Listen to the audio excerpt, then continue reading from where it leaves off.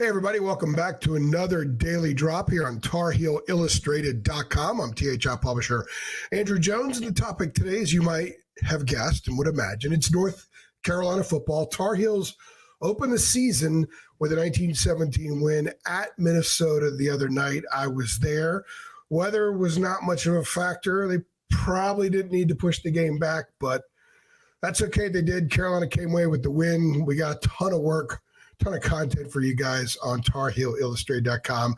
And if you were a subscriber, you would have had access to every bit of content that we have produced since that game and will produce moving forward about Carolina football, basketball, and recruiting. It's just $8.33 a month, and you can be a Carolina Tar Heel insider too. Now, the topic here, Carolina football, and the unique quirk in the schedule that not a lot of people have talked about, but it's here now.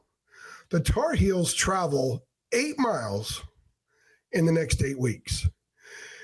Yeah, quirk in the schedule for sure. For the complaints about last year's schedule, which was front-loaded, this one's front-loaded as well. They got past the road game at Minnesota, which was a good trip. I was up there for a few days, and it's a 2+ hour flight from Charlotte. Got to connect from Raleigh to Charlotte, as some people in the media were fortunate enough to get direct flights. I did not have a direct flight up there.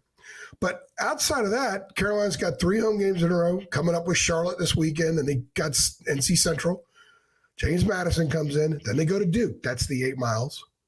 Then they come home and play Pitt, play Georgia Tech at home, and then an open date before heading to UVA.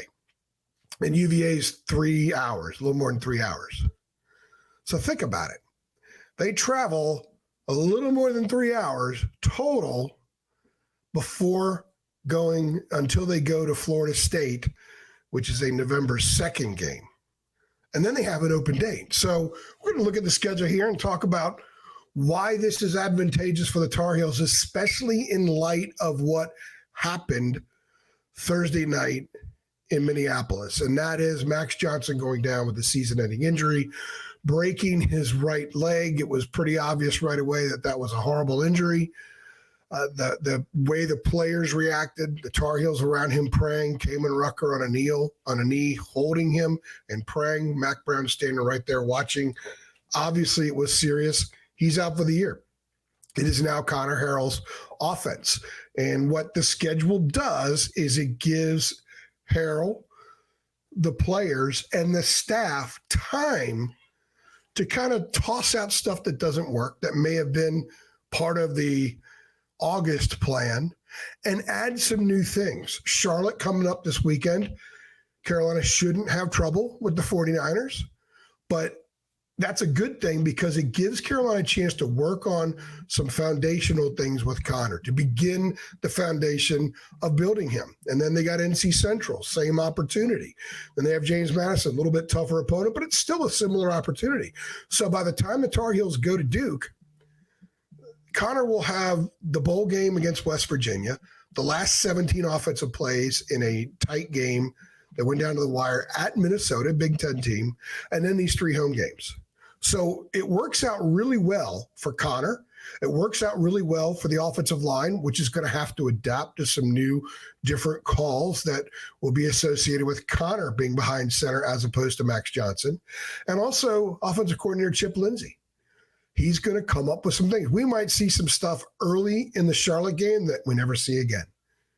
We might see something we haven't seen at some point in the Charlotte game, and then it becomes a regular part of the offense. This is going to be sort of a fact-finding mission these next few weeks, and that's why this schedule lays out perfectly for this football team, given the circumstances. You don't want Max Johnson or anybody to get hurt, but he did.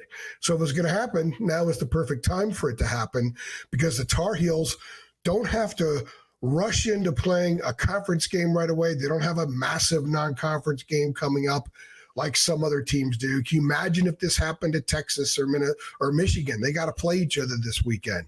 So Carolina gets to ease into it. They get to pump the brakes a little bit and make sure that they dot their I's and cross their T's with Connor and the offense and seeing how he can complement Omarion Hampton, how they can involve all of those talented pass catchers that the team has. So let's quickly look ahead at the schedule, the full schedule, just to see how this thing rolls out and why this period is so important, because the back end of the schedule could end up determining just what kind of season the Tar Heels have. So like I said, they got Charlotte this weekend, then they host NC Central, which is an FCS team, which has not been competitive in their games against FBS teams the last decade. Then they host JMU, which is a really solid program, but they got a new coaching staff. They're trying to figure themselves out too. Go to Duke, new coach. We don't know what Duke's about. I'm not going to judge Duke on the Elon game. I think openers are openers. You got to see a string of games before you can really judge a football team, including the Tar Heels defense, by the way. We'll do a podcast on that specifically later this week. And if you were a subscriber, you would have actually seen some fascinating numbers about Carolina's defense in openers versus non-openers in the Mack Brown era, Mack Brown Part 2 era. Then they come home. They got Pitt. Pitt lost its running back for the year. Not sure why. Pitt was okay against, was it Kent State? Eli Holstein, new quarterback. I think that's a very, very winnable game for the Tar Heels. Georgia Tech comes in. I think everybody's really impressed with the Yellow Jackets right now. But Carolina's lost 3 in a row. If the Tar Heels are not ready for that game, then you got to ask a lot of questions. They will be ready. The place will be ready, fired up. They will be in position, I think, to win that game at home because they have, I think, better personnel than Georgia Tech. Maybe not a better team, but better personnel. And by the time they play Georgia Tech, Connor Harrell will have 5 starts under his belt this season, 6 if you include the bowl game last year. Then it's an open date. It's an open date, and then they go to Virginia. We don't know what UVA is. The Wahoos had some impressive stuff happen in their opener, but it was against an FCS team. We really don't know. We'll know everything we need to know about the Wahoos by the time the Tar Heels go up there. But you know what? They should win that game. That's a manageable game. Then it's on to Florida State. Then it's an open date. Then it's home against Wake, at BC, home against State. So this season is going to be defined, for the most part, I think, by at FSU, at BC, home against State. And you sprinkle in dangerous Wake Forest in there. That month of November is going to define it. And we very well could see this team go hit that fork in the road like we've talked about and I've done a drop about. That's why this schedule is so interesting. And that's why the Tar Heels not traveling more than 8 miles over the next 8 weeks is very advantageous to them. They have an opportunity to completely fortify who they are before they hit that stretch run and do so without having to get on an airplane, without having to stay in strange hotel rooms, without having to go through the stresses and strains of traveling. They get to do it for the most part in front of their home fans and do it at arrival, and there'll be a lot of Carolina fans there. So this is a very fortunate schedule for the Tar Heels. It's more so now because of what happened, because you've got a green quarterback as opposed to a guy with a ton of experience like Max. So it'll be very interesting to see how this works out. If you're excited about the fact that the Tar Heels have a very fortunate schedule layout over the next 2 months, go ahead and click like on this video. If you're excited to see what Connor Harrell can do, and if you think he's going to do a good job, go ahead and click like on this video as well. Make sure you sign up to our channel if you haven't. Share this with all your Carolina Tar Heel friends. Let them know we are here. Let them know we're here. Let them know about our site. And make sure you hit the notification bell so you get updates every time we upload a video, which is often.